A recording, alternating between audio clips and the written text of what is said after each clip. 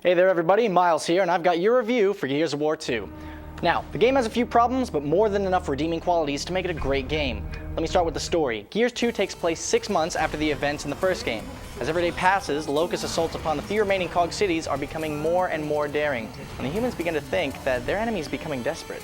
So, what do when your opponent is weak? Simple. Give them a swift kick to the balls. The COGs are finally ready to bring the fight underground, right to the Locust front door. An assault of epic proportions begins. Now, you might be saying to yourself, that's all fine and dandy, Miles, but what about my favorite characters in Delta Squad? Well, that's an easy one. Marcus Phoenix continues to present himself as an apathetic badass who dislikes authority, but seems to have some sort of emotional attachment with the female communications officer, Anya, despite the fact that the only quality time they seem to spend together is over a radio while Marcus is being attacked by hordes of nightmarish creatures. How romantic. Barrett is pretty much there for the sole purpose of fixing all the crap Marcus breaks, and informing of everyone on just how utterly screwed they are. With cowardly attitude, he tries so hard to cover up with a thick layer of smart-ass sarcasm, Private Barrett tends to stick with his buddy Cole. Augustus Cole, or the Cole Train, seems to have only one goal in life, and that is to be the most over-the-top, stereotypical black guy ever. Dominic Santiago, however, is the character who seems to have grown the most. In the first game, the writers hinted at the fact that Dom is looking for someone amongst the stranded. Well, if you were to take a look at his right arm, you'd get a pretty good clue of who it was. Dom has a large tattoo of a heart and the name Maria, and in Gears 2, the player discovers that Maria is his wife. The two were somehow separated during the war, and now Dom is obsessed with finding her again. This causes him to sometimes stray away from the main objective to instead follow clues that he believes may lead him to his long-lost love. I have to say, it was a ballsy move by Epic to incorporate a love story into a game where a chainsaw is attached to a machine gun, but I honestly believe they pulled it off well. Two other characters are introduced in Gears 2, a peaceful religious soldier named Ty and some inbred redneck named Dizzy. Ty's presence helped to create a scene later in the game that can only be described nothing short of jaw-dropping.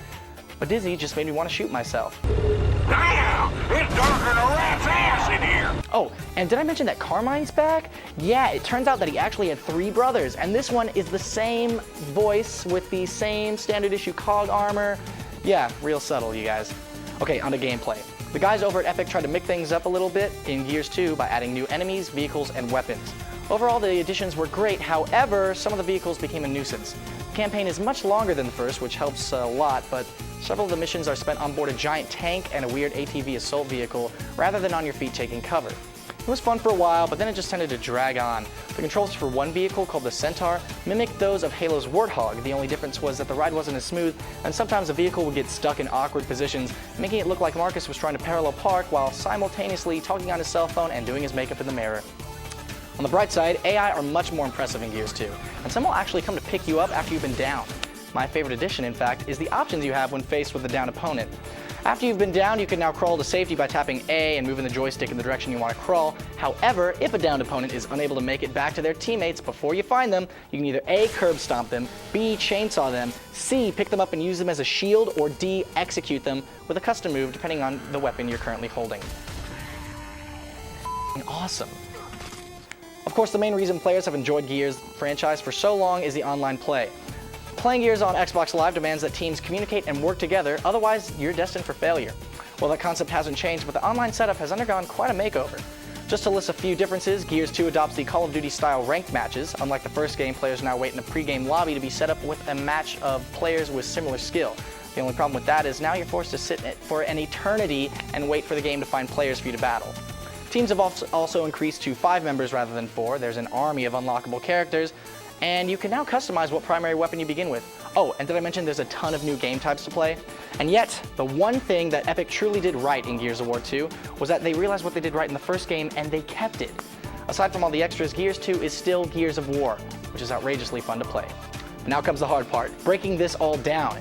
Gears 2 was polished to a shine, and the presentation deserves a 9.5. The graphics were great, but not mind-blowing, so they too get an honorable 9.5. Dramatic score and creepy calls of Locust earn sound a 9.4. The story in Gears 2 delivers mystery, horror, comedy, and a number of plot twists, enough to receive a 9.4 as well. Gameplay during the campaign has its highs and lows, but let me tell you, those high points earn another 9.4. Online gameplay has greatly improved, but is still one of the glitchiest games on Xbox Live. 9.4. Overall, Gears of War 2 is taking home a 9.4. Well, let's go chunk some bullets at them grubs.